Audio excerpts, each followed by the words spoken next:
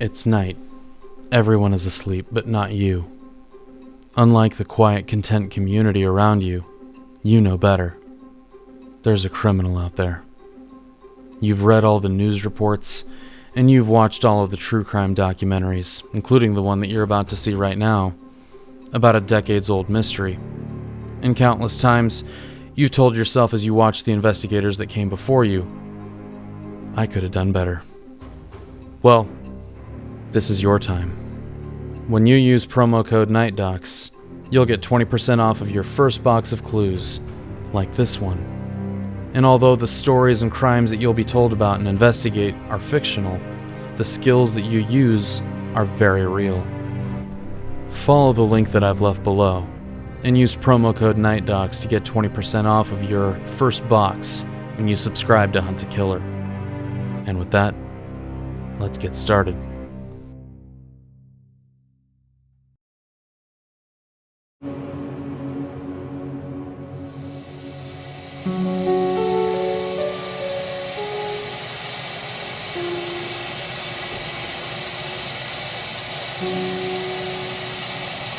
Well, hikers in British Columbia, Canada, have found a dismembered foot inside of a running shoe while they were walking on a beach. 14 feet and nothing to see here, folks. Nothing to worry about. I'm not sure I feel so good about that theory. Nothing to see here. Right, and it's just the foot. You know, this hiking boot that's found, it's jammed into a bunch of logs on a beach, and it's a foot.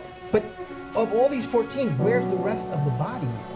I don't know what to think. What did you think when you first saw this? I mean, were you a little bit surprised when you called and they told you this information? I mean, didn't you kind of think it was a serial killer, like a crazed morgue worker?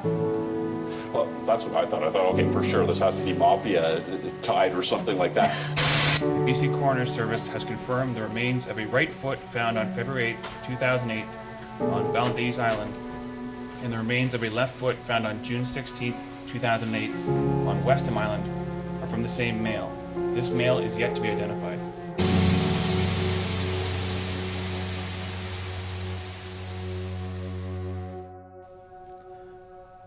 On January 1st, 2019, beachgoers on the south side of Jetty Island in Everett, Washington, dialed 911 after discovering the remains of a detached human foot.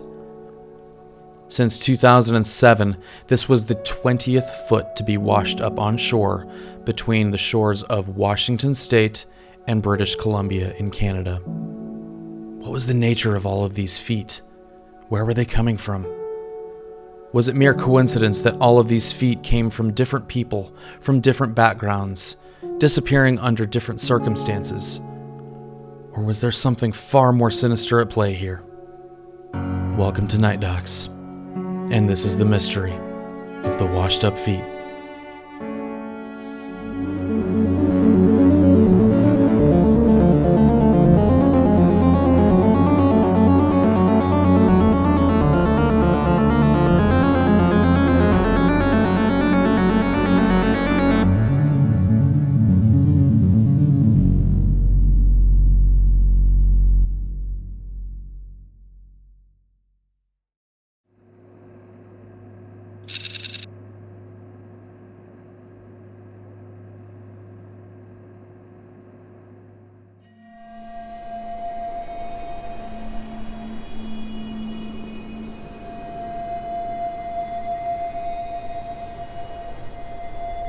Imagine you're with your friends. It's been a tough week at work, and you decide that it's time to let loose. So you phone up your friends, you grab the grill, and you head down to the beach. When you get there, your weekend of fun and relaxation is interrupted when you stumble upon the remains of a washed up human foot. The Salish Sea, where our mystery lies, is an intricate network of inland waterways covering the coasts of Washington State in the United States and British Columbia in Canada to the north. But first, let's start in a remote town, far in the north of the Salish Sea region, and rewind the clock a bit. In December of 2017, in the tiny community of Jordan River in British Columbia, Mike Johns and his dog Taz are out for their morning walk when Taz begins getting very interested in an object he found lying on a kelp bed near the shore. Curious, Mike wanted to see what had disturbed Taz so much on this otherwise calm and chilly December morning. Maneuvering over to the spot where his dog was showing so much interest, he started to get a better picture of what had attracted so much interest from his canine friend. It couldn't be. Reaching down and pulling the object out of the muck, allowing the morning sunlight to illuminate this mysterious item, it appeared to be bones sticking out of a shoe. Maybe it was just someone's idea of a sick toy or maybe a prop of some kind, but no. Looking in the shoe were the remains of a preserved human foot. Mike took a moment to figure out what to do next. If he left it alone, would it wash away before the police arrived? If he took it with him, was he tampering with evidence or contaminating a crime scene?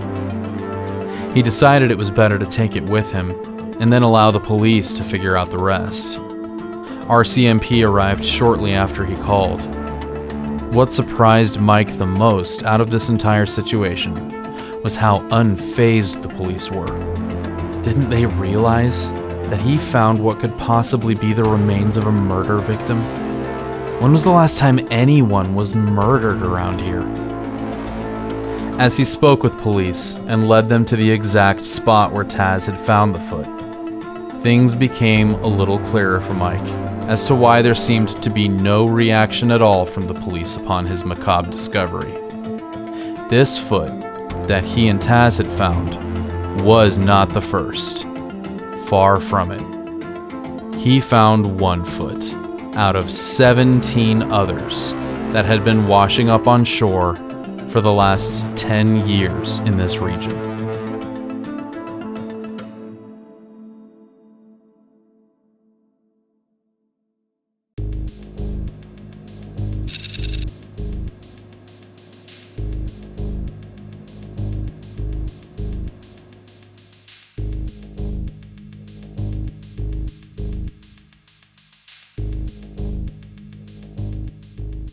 Hello?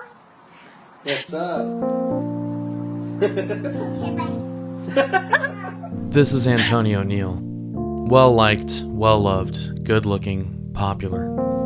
Never one to get into too much trouble. He graduated high school and left home to go to college to start his new life as an adult. As he went through the growing pains of trying to find your way in a new environment, he started down a path where he started using. A simple experimentation with a dangerous substance quickly sank him into the depths of addiction. Overcome by his need to use, his grades suffered and he dropped out. He spent time in and out of prison for possession offenses. He was known to be a compassionate and caring person who never showed any history of violent behavior or run-ins with the law before he was introduced to this substance that now robbed him of his free will, unable to keep his addiction at bay. Antonio was determined to get the help that he needed and get clean. Through sheer determination and commitment, he fought his way from addiction and got clean. Things were starting to finally turn around, bringing relief to himself and his loving mother. Everything looked like it was going to finally be okay. Then, in the fall of 2016, all that hard work came crashing down when, in a moment of weakness, Antonio relapsed. He had been clean for an entire year. His mother, Jenny, faced a hard choice. Her son, who she loved with all her heart, was battling with a force he had never dealt with before. And as any parent would, she wanted the best possible future for her son, where he had every chance to get the help that he needed to overcome such a crippling obstacle to a brighter future. She loved her son with all her heart, but she could no longer allow Antonio to live at home and have an environment where he was safe to use with little consequence. We weren't going to condone that and enable him to be able to use while at home. And so we kicked him out when he was 18, when he was using the heroin, because I'm not going to enable him to have a real easy place to sit there and use drugs.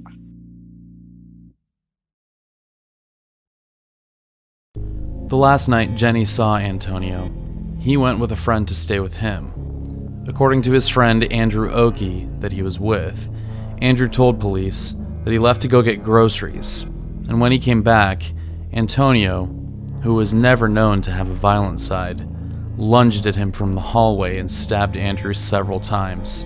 Andrew had another roommate named Bree Johnson bring him to the hospital to get stitched up for a minor flesh wound on his neck, while friends of Andrew's came over to clean his bedroom. Of particular note, when Bree Johnson drove Andrew to the hospital and entered Andrew's room before they left, she noticed that the room was a chaotic mess and that the dresser had been suspiciously pushed up against the closet door.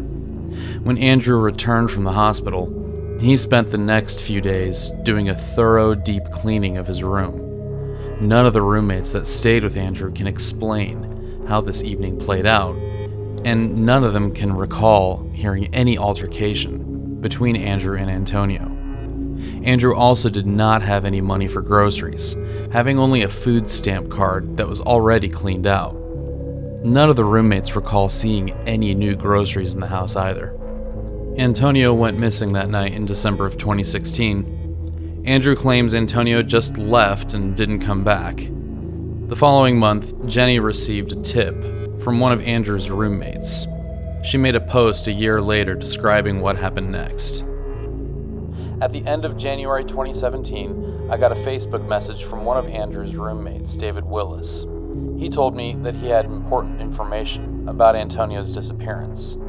My detective called him and found out that David says that there was blood all over Andrew's room, and he thinks Andrew did something to get rid of Antonio.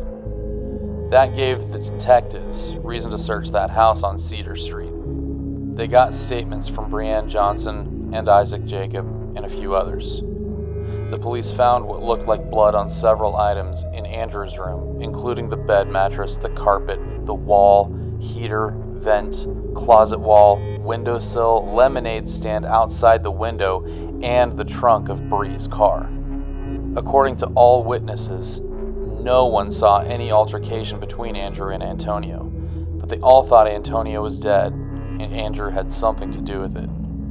That is why David contacted me and talked to my detective Walvatny and Brenham. So, the obvious question. What does all of this have to do with this mystery that I've been looking into about feet washing up on beaches? Well, 2 years after Antonio disappeared, on January 1st, 2019, a foot washed up on Jetty Island, as I mentioned in the introduction. It was confirmed a short time later to be Antonio's. Jenny, Antonio's mother, made a post confirming it to her supporters, assisting her in trying to find her missing son. I was listening to the Vanished podcast, where it talked a little bit more in detail regarding Antonio's disappearance and Andrew's place in that story. After hearing stories about suspicious Facebook posts, I looked him up. And what really surprised me was that he posted his number, his actual phone number, in a post publicly, saying that if anybody wanted to call him, they could. So I did. The service you are attempting to use has been restricted or is unavailable. Please contact customer care for assistance. 0165. Number is unreachable. Okay. Well, the post was from back in 2016, so I could understand why the number didn't still work, but I was surprised that there's not any activity on his page since 2017. A few quick Google searches led me to a bulletin about an arrest warrant that was out for him for failing to report to prison on 2 felony convictions for controlled substance possession, listing him at 5'11", 138 pounds, and reminding the public not to engage with him if we see him. It was a surprise to find him on an inmate dating service, complete with a shirtless photo and listing his height as a full inch higher than the Washington State Department of Corrections has him at. Either way, his release date on his dating profile has him getting out in September of 2020, so I won't be able to get a hold of him easily and ask him anything right now. It was time to try and get some real answers, though, and maybe Antonio's mother would want to talk and give me a little perspective.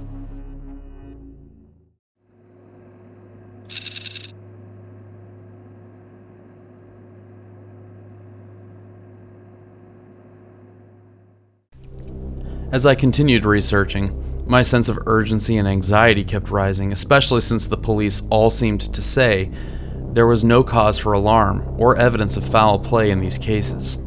In my mind, how could you look at a case like Antonio's and not see evidence of foul play?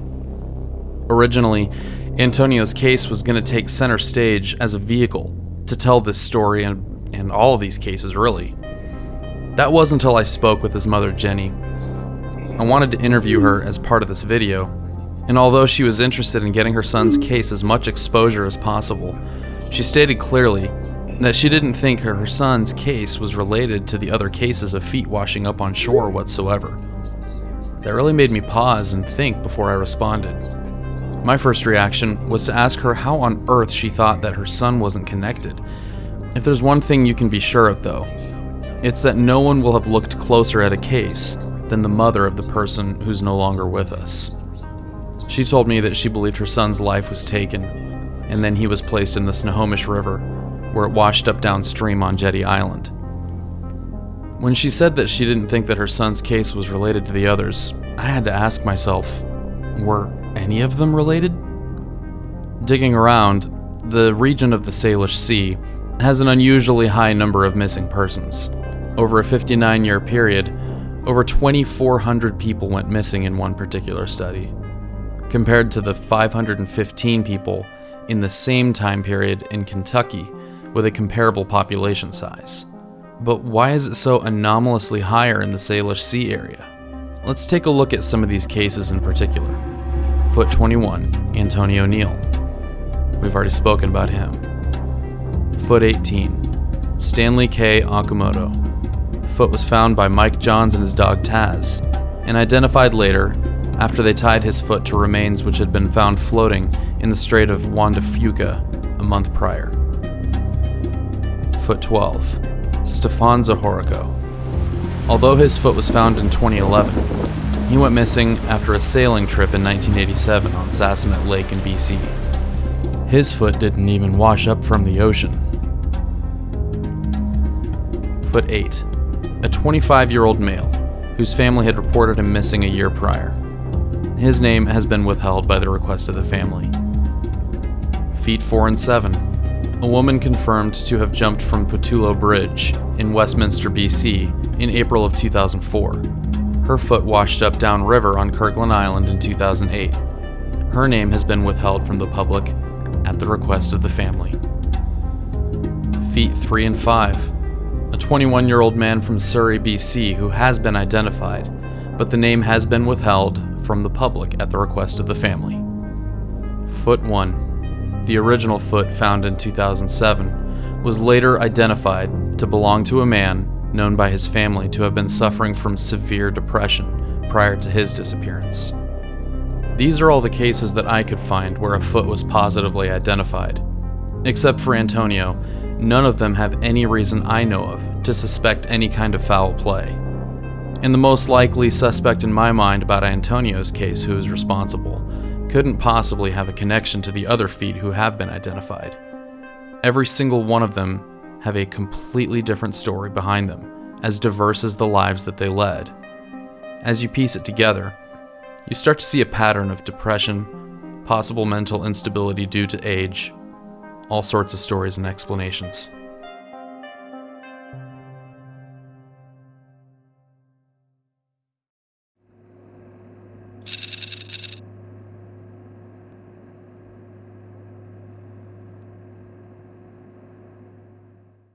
Over the years, multiple theories have been proposed about what the nature of all these feet were. This could be a serial killer, somebody who... One theory was that they were the victims of a plane crash on Quadra Island in 2005, since the remains of the victims have never been recovered. Unfortunately, this theory doesn't really hold up, since that flight had 4 men, and one of the feet had at that point already been identified to belong to a woman. Additionally, in the years since this theory was put forward, far too many feet have washed ashore for that plane crash to be a lone explanation, and no evidence has come to light that I can find that any of the feet that have washed up have had any connections to that flight.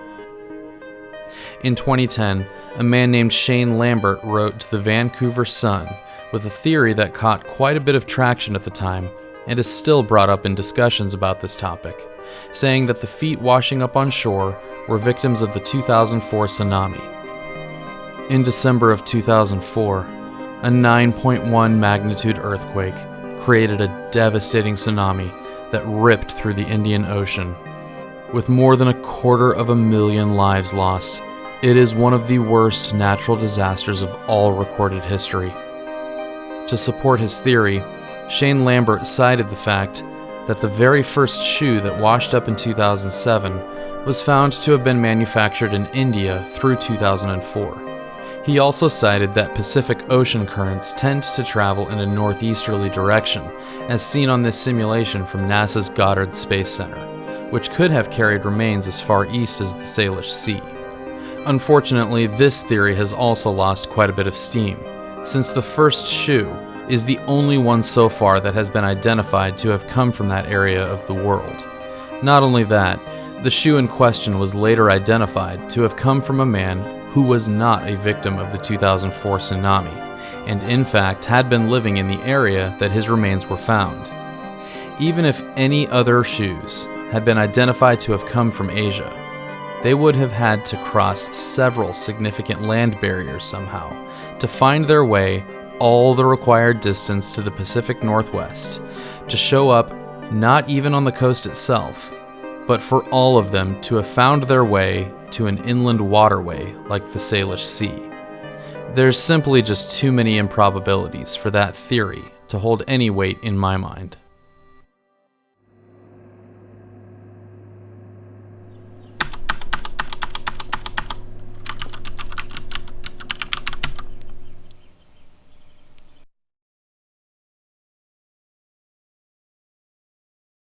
All the reports seemed to say that there was no evidence of wrongdoing, and that all the feet had disarticulated naturally from the bodies, with no evidence that they were forcibly removed. So why is that? I'm here at the Houston Health Museum to take a closer look at what's underneath the skin in order to find some answers as to how feet could disarticulate from a body so easily when submerged. I'm here at the Houston Health Museum just to analyze this skeleton in particular. And the reason I'm here is I want to take a look and see how bones and joints interact with one another. Now, common wisdom tells us that your arm and your arm socket, as they're connected with bones, are held together much stronger than your knees and your ankles, which are held together by tendons and ligaments. So as a body is submerged underwater, the decomposition process is going to affect those particular areas of the body much differently, especially because these are soft tissues, and as the water helps to decompose the body, these particular areas are going to detach much more quickly than the rest of the body.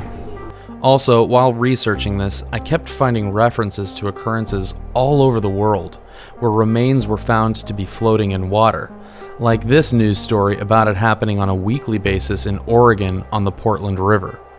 In this particular story, police don't seem to find reason to suspect foul play either, attributing most of the deaths to suicide or drowning, especially since Portland Bridge is such a well-known spot for people to jump from. I started wondering if there was a way to sort of recreate the conditions where a foot could wash up on shore. Well, it turns out that NOAA has an application that they use to simulate dispersal patterns of oil during an oil spill. It didn't seem too unreasonable to expect that I could use that to simulate the possibility of a floating foot washing up on shore to see if it matches up with the story. This computer simulation is pretty technical, and you have to do quite a bit of research and get quite a bit of data to input into the simulation before it will even run. I wanted the simulation to be as close to real-world conditions as I could. The Salish Sea-wide mean salinity rises from 25.47 to 25.84 with a net change in salinity with a standard deviation of 0.36 parts per thousand, driven by a combination of sea level rise and reduced freshwater.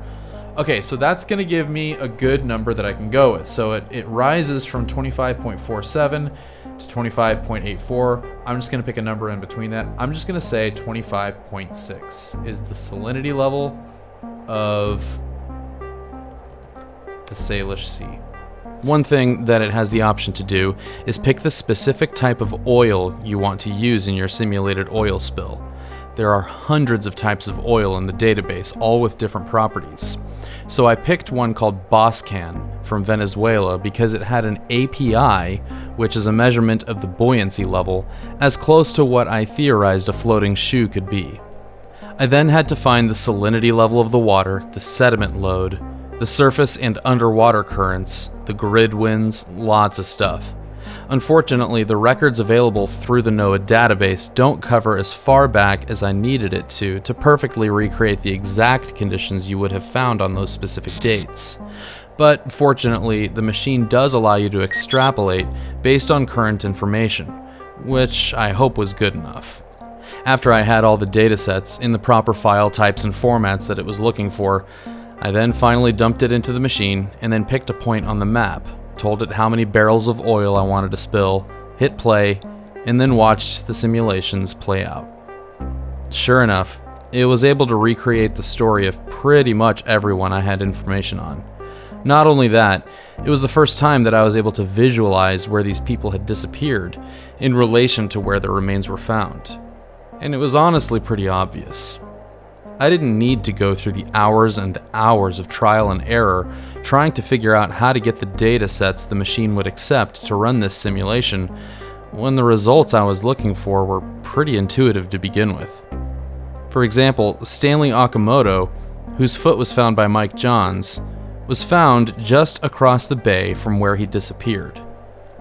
The woman who jumped from Petulo Bridge was found right downstream on Kirkland Island years later. Antoni O'Neill's mother believes that her son's body was placed in the Snohomish River, which flows right up against Jetty Island where his foot was found. Stefan Zahorko, who went missing in 1987 and his foot was found washed up about 24 years later, didn't even wash up from the sea. He had been sailing on Sasamet Lake, which calls into question if he even has a place in this particular case. I haven't found a single foot so far where the last known location didn't match up with where their feet were found later. One of the questions that everyone seems to ask is why just the feet? What about the rest? And it's a foot, but of all these 14, where's the rest of the body even? Not only can feet detach from the body faster than other parts, it's important to understand how decomposition works underwater. It's a common belief that a body will rise to the surface as it decomposes because of bloating. But that's only true after enough time has passed in order for bacterial byproducts, such as methane, have time to form. A body stays submerged underwater for quite a long time before that happens. The Salish Sea is home to a vast variety of marine life, everything from tiny invertebrates to several species of sharks that could scavenge off of remains. In 2012, a team of researchers took a pig carcass and plunged it into the depths of the Strait of Georgia, right smack in the middle of where all of this is going on. And the results are fascinating. On the very first day, we start to see various marine life show up to discover their latest meal. By the second day, the pig is being devoured by thousands of scavengers. By the third day, the remains are covered so heavily by scavenging marine life, within a matter of days, it's nothing but bones.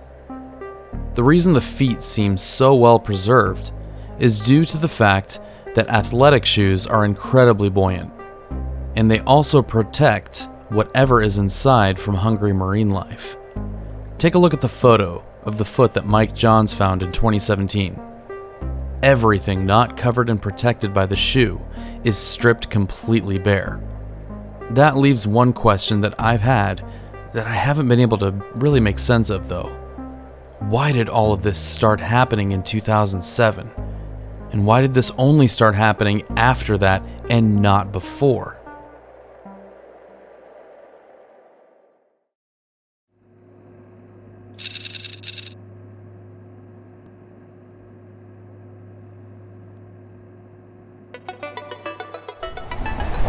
So, one of the only remaining issues that I was having with this case was the fact that it started in 2007.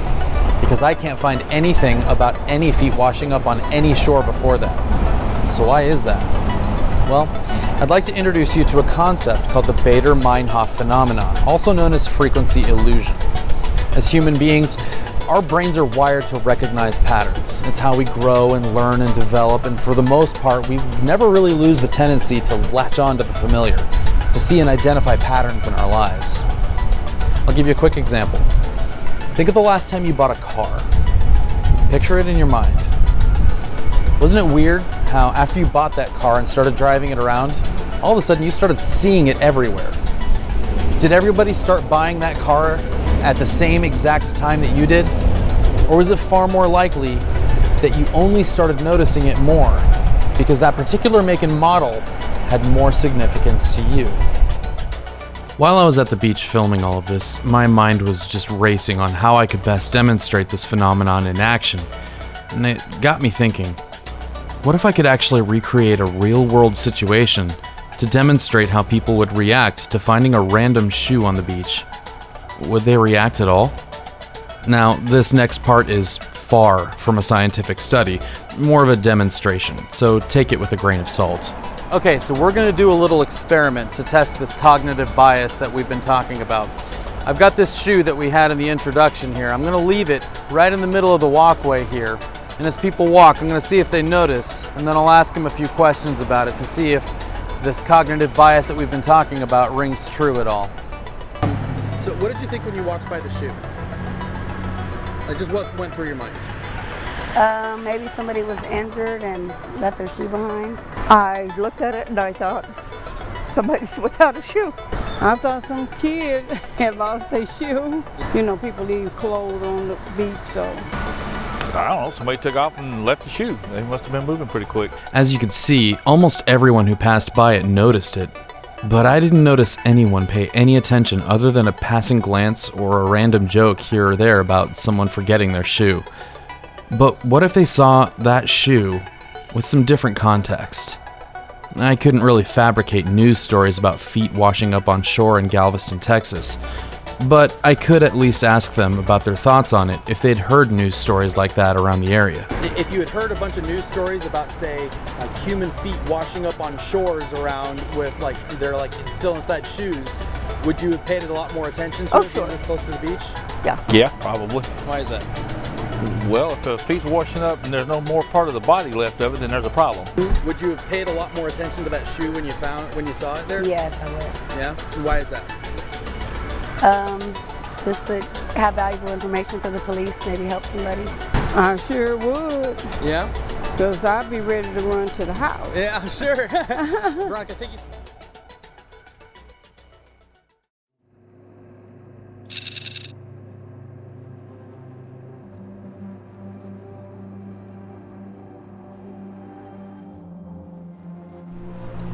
So this video took quite a bit longer than I was anticipating.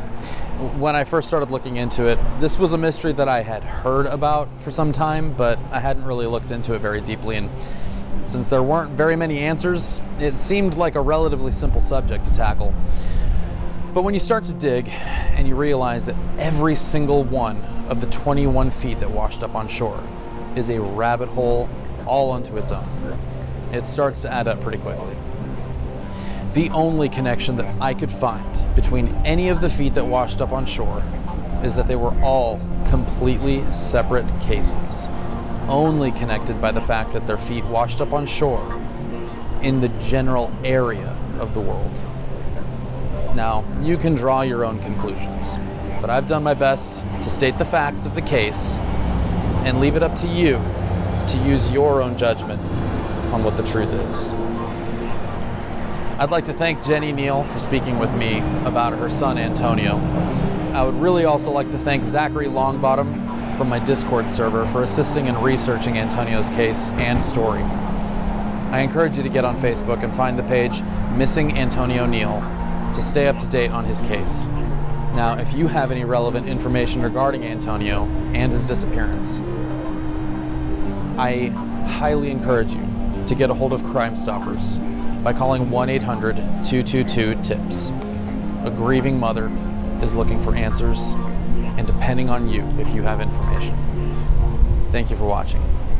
Out of the darkness, we can all find light.